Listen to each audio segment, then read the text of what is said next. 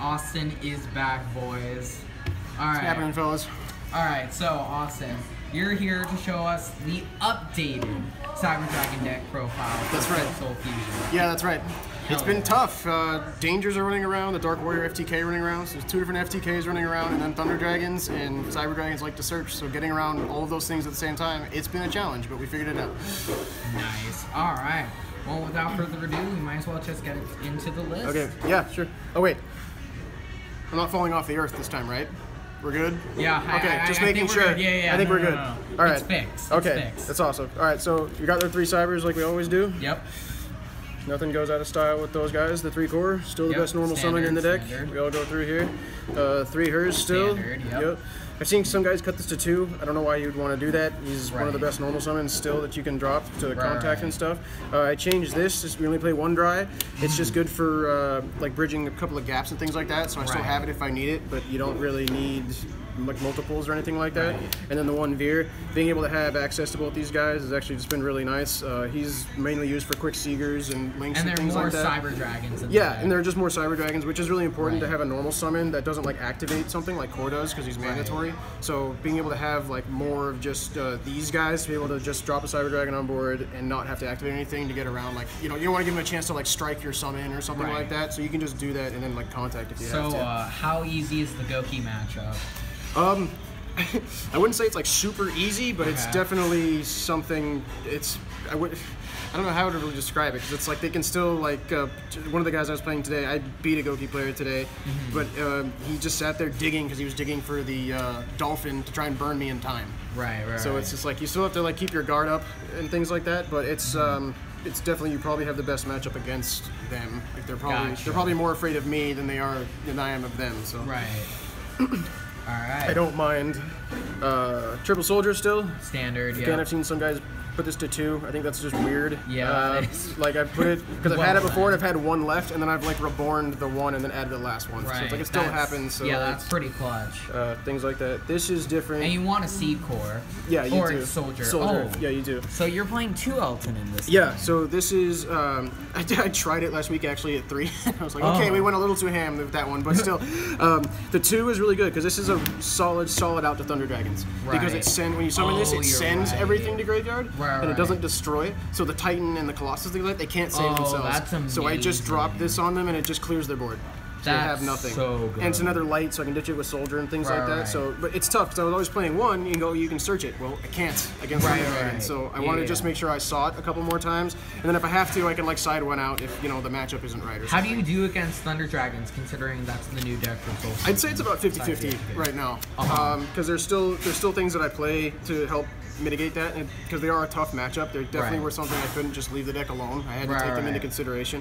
So this was one of those things that I did that really helped with that. Yeah, but he's been super clutch against, like, I played a Goki player today, same thing. I sacked the Ibli for a Cyber Dragon, contacted to break his extra link, and then just dropped this, and that was the rest of his board. That was it. Yeah, that seems really good. Yeah, so it was like 2 of that was really solid.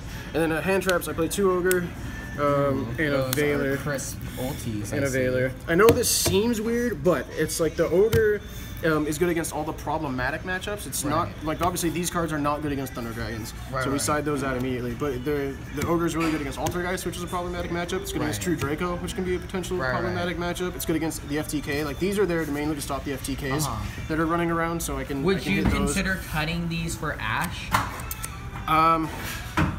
Not in the main. I would side them out for Ash, I suppose, but it's like just for what they do and what they hit. They hit what I need them to hit, and then the same thing is that they're still light, and I can ditch them away. Oh, that makes sense. Yeah, you're right. So we can do things like that. And so would you play 3 Ogre instead? I was for a little while, and you could, like, before Soul Fusion, I was, and it was really good because it hit pretty much everything I wanted it to hit. It's good against Goki too. Like, you can hit those things.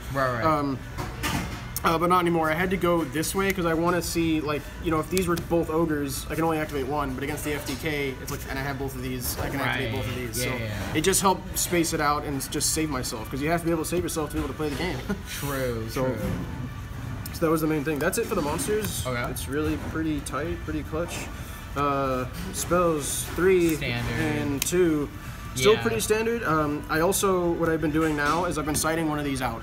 Oh, so okay, yeah, I'll main this, and then against like Thunder Dragons and like other random matchups that I need to side more stuff in, I'll side this out because I don't really need it as hard anymore. Right, the games, honestly, this format, the games are a lot shorter. Right. Everything takes a lot longer because everyone's playing like all the Goki matchups and like everything like that. Everything takes so long now, but the actual like amount of turns that the games go are really, really short. Right, it's not a grind game. It's not really anymore. It's either a blowout one way or another. If it goes to a grind game, it's kind of weird, and it's usually against something like an Altergeist deck. So that's what we do with that one. Those are those. Still the main power card. Those ultis look so nice. Thank you. Yes. These guys, you still play all of them. Even if you open 2, it's not bad. I use them all the time. Where it's like if I get 2 off, cool. It's just an extra Cyber Dragon. You have to, like, you want to see this card. I do. Yeah, I do. I've tried it at 2 as well, and it's just weird. Like at the same time, you do have those hands where it's like you open 2 and then like no Cyber or something. But it happens really, really rarely, and the deck has so much search power now. Exactly. So it's so strong that you just want to see it as any time you can. So that's there. I still play Triple Instant.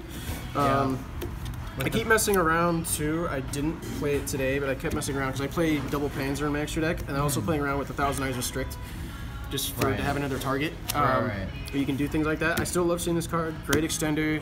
The Panzers are fantastic. And then for when I was playing 1,000 Eyes Restrict too, it's like it's easier to just activate this 1,000 Eyes and just like take the Colossus or something so I can do what I gotta do, and then go into a Link Karibo. Yeah, okay. So it's really good to do that. One Foolish, dump your core and your herds, things like that. It gets you there. Wonderborn. Yep. One Rev System. Yep. That's all like that. Still one Cyberload. I kept going back and forth between 1 and 2, but all you really need is 1. Yeah. This card is still so amazing. It puts everything back. It's what let me bump up L-Tannins to where it's like I don't care because honestly, L-Tannin plus a core is game over because I wipe their board with the L-Tannin, I summon the core, I add this, I link the core and the L-Tannin to make the Seeger, and then I go and I play this and I bring back whatever I just banished into the Rampage, and you kill them. It's game over. So it's just literally just a 2-card OTK, and that was the other thing about playing multiple L-Tannins that I didn't really mind. People think it's a brick, and it really isn't. It plays into these cards. So it's really strong. Call by the Grave, it's mandatory now. FTK means there's more hand traps on the format. There's more hand traps on the format. This card is amazing. True. So you keep going around. And then today, too, I played a Lightsworn player. And god dang it, it's like you have to have this against snow. Yeah. You just have to. It's so annoying. So being able to have that against them was absolutely clutch. Saved me. Then 1 Overflow and triple and perm. You got the 2nd and 3rd, I see. Yes, I finally got these over the last 2 weeks. Would you consider playing the 2nd Overflow? I did before, but I don't anymore. One is because the L-Tannin is in there again, so it's a lot of banishing. And the other thing about it, it's not effective against Thunder Dragons because they can just save themselves. So most of the time when I was doing that, I ended up siding it out. I didn't need it, so it's like one of those things where it's like, don't get me wrong, it's a really, really good card. And I would obviously always play 1. But the 2, the deck just, you had to switch some things up to adapt to the format. So Soul Fusion did drop a Monkey Wrench on the format. And then Impermanence is the only card right now that is good against Thunder Dragons and can stop the FTK. It's the only card that can effectively do that. So that's why I was on the hunt for them for so long, and you just have to have them right now. Exactly. And Infinity's on it, so we have to play it. True. So. It is a Cyber Dragon card. Yeah, it technically is. So anyway, that's it for the main deck, and it's been really, really good. And for the extra deck. The extra, we play 1 Pleiades. You have to have. It actually got better this format because you can just bounce Colossuses and Titans away, so it's really good for that. And then 2 Nova and 1 Infinity. And that's honestly, that's it for the Exceeds. So wait, why do you play only 1 Infinity? You technically need 1 now because what happens is, like, I make this, actually I did it today, actually, where I made this, the guy out of the board, fine. I banished a core, went back into that, and I dropped the L-Tannin. So I banished this, I banished these, right? You banish these, and then what happens is you cyberload and you just put these back in the extra deck. So you only need the 1 technically. And it never comes up the 2nd one. Like, I wouldn't say never, but it's a big rarity now. And I know, too, that I only have 1, so I know that once I use this one, it's like, okay, I have to cyberload to really go back. But it opened up, the fusions are honestly, like, the thing that's taking up all the space right now. Gotcha. So, being able to do that, and be like, oh, okay, cyberload actually makes it so I don't have to use the slot anymore. So that was really good for that. Let me see here. Then we've got the 2 Panzers. For the instant fusions, you have to play them. double fleets, and a fortress. That's still the same. They're still amazing. The one rampage. Okay.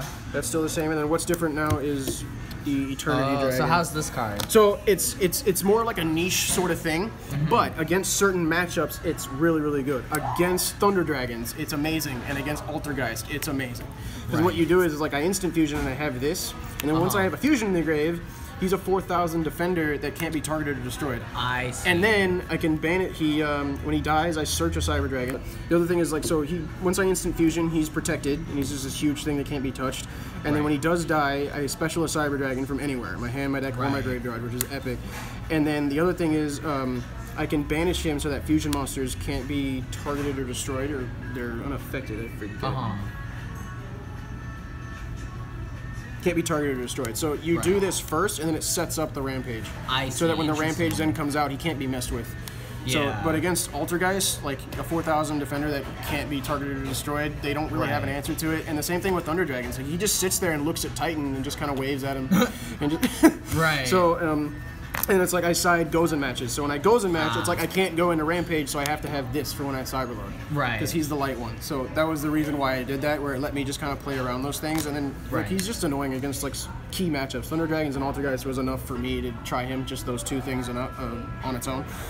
It's the only time I've really summoned it. Most of the time, you know, normal game, I'd bring out Rampage. But he's been a nice thing to just have in the back to against random matchups. Like, oh, thank God I play you. Because it has happened before. And then the links haven't changed at all. The Link Karibo, because we do Hers things, and for Thousand Eyes Restrict too, for when that keeps going back in. The hip, he's still hip. He's still got it. Pretty hip.